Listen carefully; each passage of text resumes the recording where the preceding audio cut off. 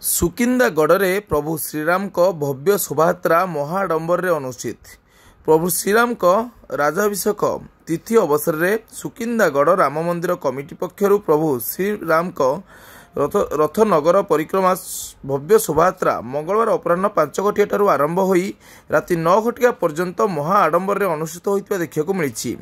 ଏକ ସୁସଜ୍ଜିତ ରଥରେ ପ୍ରଭୁ ରାମଲାଲାଙ୍କ ଫଟୋ ଓ ହନୁମାନଜୀଙ୍କ ଫଟୋ ଚିତ୍ର ରଖାଯାଇ ସୁକିନ୍ଦାଗଡ଼ ପରିକ୍ରମା କରାଯାଇଥିଲା।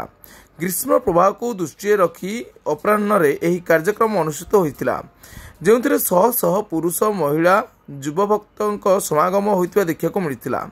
ଜୟ ଶ୍ରୀରାମ ନାରାରେ ସୁକିନ୍ଦାଗଡ଼ର ବିଭିନ୍ନ ସାହି ଓ ରଥଦାଣ୍ଡ ପ୍ରକମ୍ପିତ ହୋଇଥିବା ଦେଖିବାକୁ ମିଳିଛି।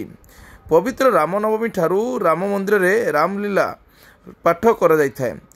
ଆଜି ପ୍ରଭୁଙ୍କ ରାଜାଭିଷେକ ତିଥି ସର୍ବସାଧାରଣଙ୍କର ମନ ପକାଇବା ଉଦ୍ଦେଶ୍ୟରେ ଏହି କାର୍ଯ୍ୟକ୍ରମ ଆୟୋଜିତ କରାଯାଇଥିବା ଆୟୋଜକ କମିଟି ପକ୍ଷରୁ ପ୍ରକାଶ କରାଯାଇଛି।